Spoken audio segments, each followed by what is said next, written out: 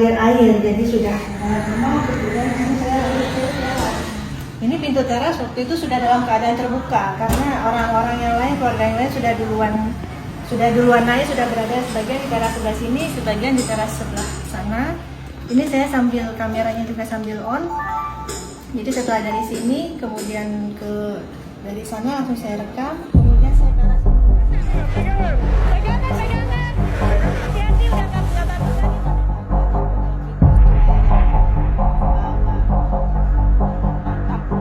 Kemudian dari sini saya tarik ke sana.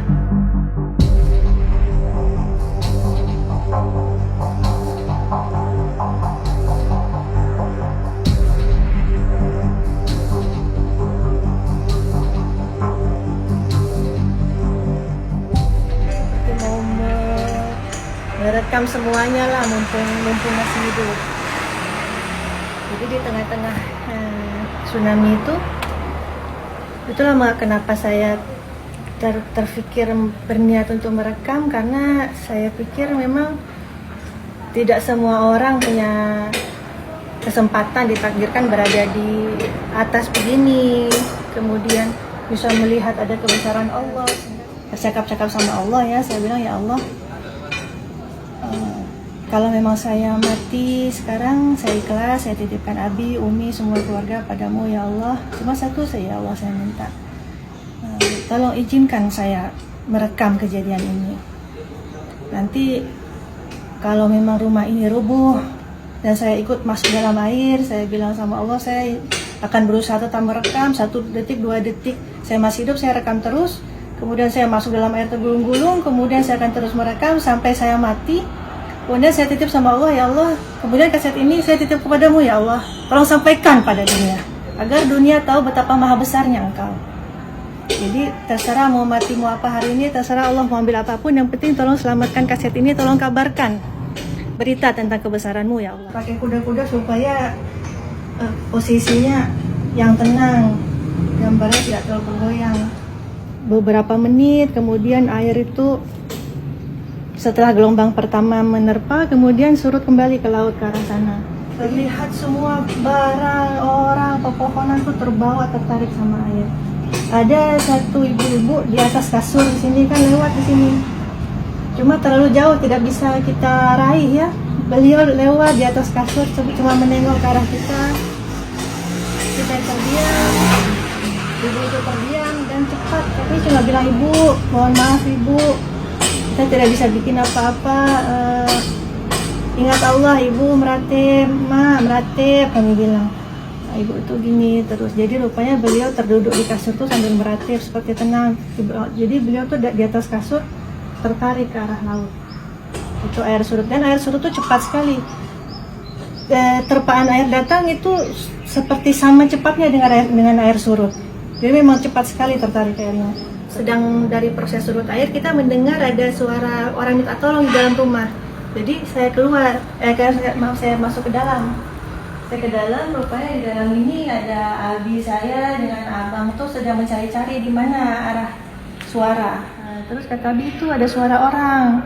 Oh itu rupanya saya, karena saya berdiri di sini saya bisa lihat. Nah dia akhirnya kameranya saya arahkan ke sini. Antara sini, kemudian saya zoom.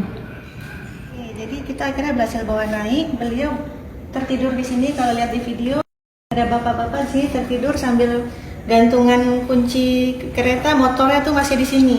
Jadi beliau katanya dari arah Ulele lari naik motor, kemudian terkena ombak, motornya hilang, beliau hanyut. Rupanya kuncinya masih tersangkut di jempolnya. Jadi ada di sini beliau tidur.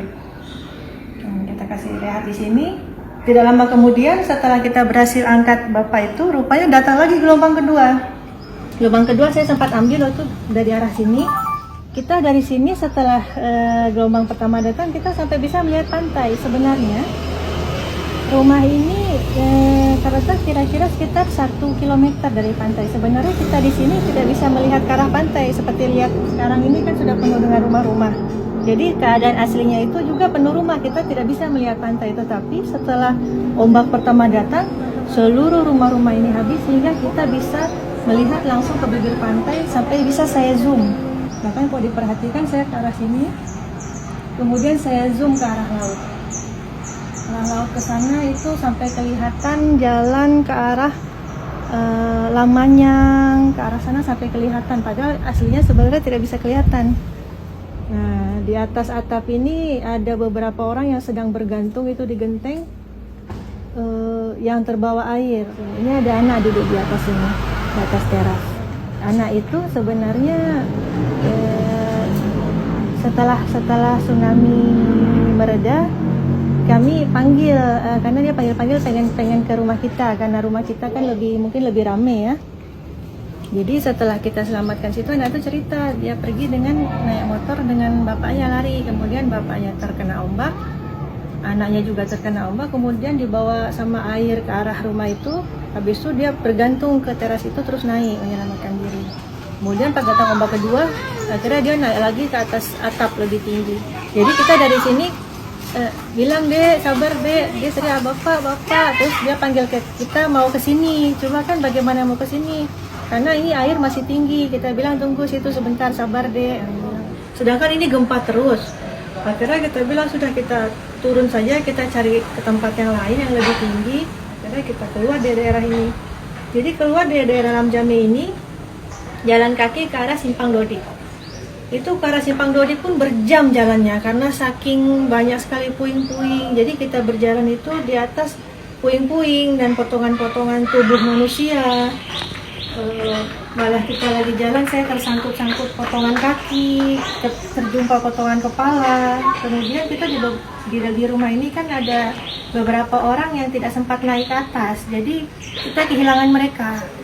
Sehingga sambil kita turun, kita ketemu banyak sekali mayat-mayat terhampar. Kita bolak-balik satu persatu mayat ini, apakah ini saudara atau bukan. Jadi kita balik, ini saudara bukan, oh bukan, ini saudara bukan. Tapi kita saking banyaknya mayat tuh jenazah, kita tidak bisa buat apa-apa ya. Kemudian kita berjumpa dengan beberapa orang yang sedang sakaratul maut. Sangat kehausan, katanya minum. Sedangkan kita sendiri tidak ada apa yang bisa dikasih. Jadi kita doakan, kita tutup sedikit dengan apa-apa yang bisa kita tutup, jangan terlalu terjemur kepanasan.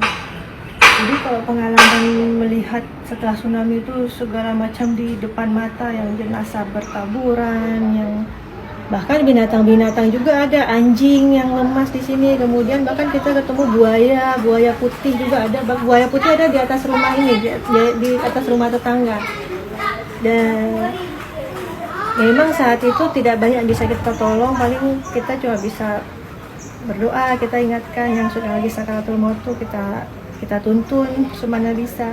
Nah, di Simpang Dodi itu sudah berkumpul banyak orang-orang yang katanya mencari keluarganya yang rumahnya di arah sini. Kita bilang nggak bisa tembus ke sana, kan ada yang pakai mobil, nggak bisa tembus ke sana. Akhirnya saya waktu itu jumpa sama satu halati yang ada keluarga yang bawa mobil mencari keluarganya sini. Akhirnya saya titip halati-halati yang lain yang di rumah ini, Umi semua titip di mobil itu, tolong bawa ke rumah Jida di rumah yang agak ke tengah kota.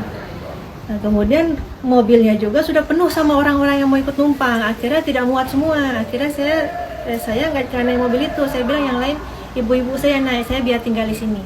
Kita cari jalan sendiri bagaimana. Akhirnya mobilnya pergi ke arah pulang ke rumah Jida. Saya masih di situ, tiba-tiba di Simpang Dodi, kita lagi jalan ke arah Ketapang.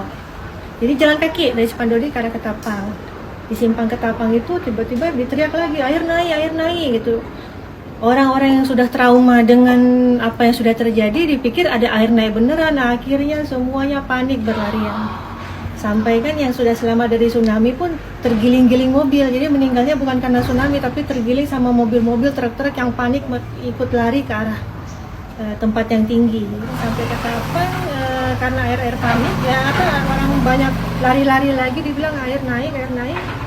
Sebagian keluarga ada yang lempar diri masuk ke mobil yang sedang jalan tuh, mobil pick up. Kemudian ada saya waktu itu ada berhenti bus, kemudian akhirnya